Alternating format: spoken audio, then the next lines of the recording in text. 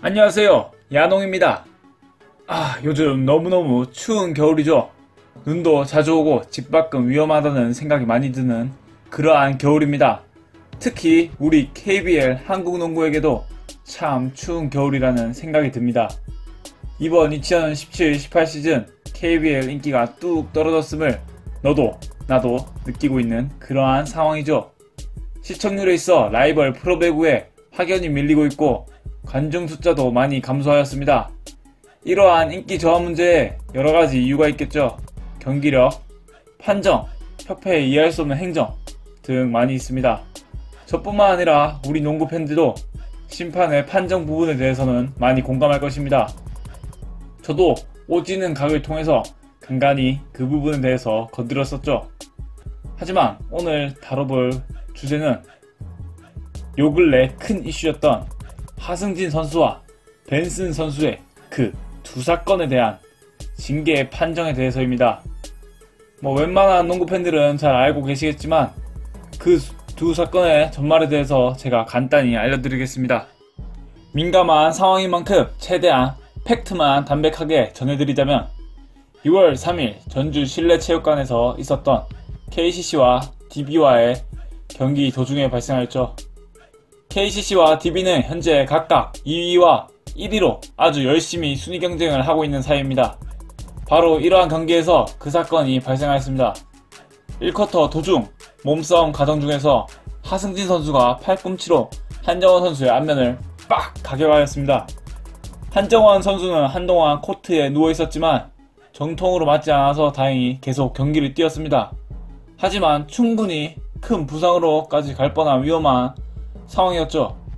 하승진 선수는 퇴장 없이 6파울 판정만 받게 됩니다.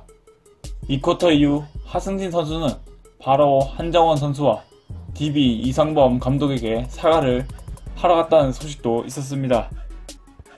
그리고 벤슨 선수의 그 사건은 2월 7일 인천 삼산체육관에서 벌어졌던 DB의 원정 경기에서 발생하였습니다. 그날 경기 내내 로드 벤슨 선수에게 유독 박한 심판 판정들이 있었습니다.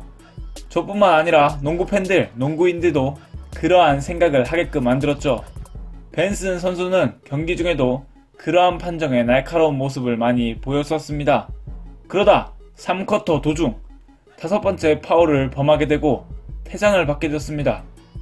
로드 벤슨 선수는 옷깃만 스쳐도 파울이 불리는 상황에 본인의 유니폼을 정확히 5대5 비율로 확 찢어버리고 경기장을 나가게 됩니다. 그러한 벤슨 선수의 불순한 모습에 DB 벤치에 테크니컬 파울이 부여되죠. 이것이 그 두 사건의 전말입니다. 그 두 사건 모두 이유가 어찌됐건 원인을 누가 제공했건 악의가 있던 없던 농구 코트 위에서 보여주지 말아야 하는 행동입니다. 그에 따라 자연스럽게 사후 징계도 받게 되었죠. 하지만 KBL 협회에서 보여줬던 두 사건의 징계가 받아들이기 힘든 좀 거시기한 게 있습니다. 일단 하승진 선수 의사가 다분했던 위험한 팔꿈치 사용이었습니다. 그 팔꿈치 사용의 징계는 벌금 100만원입니다. 그리고 로드 벤슨 선수 분노의 유니폼 찢어버리기 사건은 벌금 500만원을 선고받았죠. 사람마다 어떻게 생각하기는 다르겠지만 보편적인 생각은 비슷할 것입니다. 좀 거시기하죠? 그를 통해 옷꿈치는 1 유니폼이라는 공식이 나오게 됩니다. 그러면 1 유니폼씩을 입고 있는 선수들은 각자 옷꿈치 찬스를 쓸 수 있다는 결과가 되죠. 좀 거시기하죠? 이러한 징계 판정에 대한 이유까지 듣게 된다면 더 앞뒤가 맞지 않게 됩니다.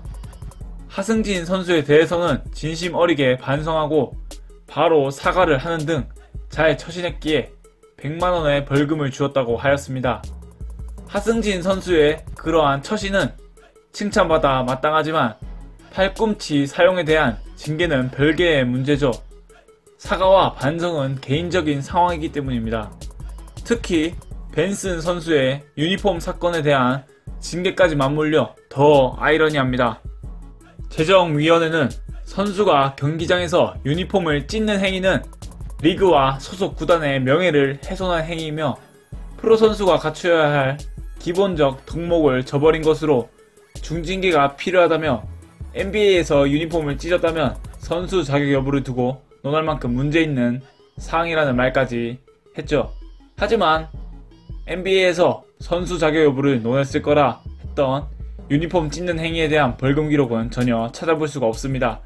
그에 반면 1994-95 시즌 이후 팔꿈치 사용에 대한 벌금은 73건 15,000달러 혹은 25,000달러의 벌금이나 한 경기나 두 경기의 출장 전지가 대부분이었습니다.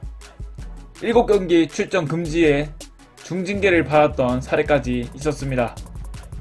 괜히 NBA 예시를 들며 있어 보이려다가 팩트로 돌려차기, 날라차기, 연속 3단 차기까지 훗들어 맞은 그러한 거시기한 상황입니다. 저는 여기서 두 선수가 누가 더 잘못했고 누가 더 욕먹어야 된다는 말을 하고 싶은 것이 아닙니다. 각자가 잘못을 했고 그에 따른 징계를 받게 되었습니다. 두 사건에 대한 이해할 수 없는 징계와 그 기준에 대해서 논하고 싶어서 이 영상을 만들게 되었습니다. KBL 협회에서는 농구 팬들이 무엇에 실망하고 KBL을 돌아서는지 안에서부터 찾아나가며 바뀌어가면 좋겠네요. 지금까지 자그마한 KBL 팬의 자그마한 바람이었습니다. 이번 영상은 좀 민감한 문제를 다루게 되었는데 앞에서 말했듯이 개인 선수에 대한 얘기보다는 협회의 행동에 대해 생각해 볼 수 있는 시간이 되었으면 좋겠네요. 우리 모두 비난보다는 비판할 수 있는 성숙한 농구 팬들이 되어봅시다. 그럼 지금까지 야농이었고요. 재밌게 보신 분들은 좋아요와 구독 눌러주시면 감사하겠습니다. 그럼 안녕.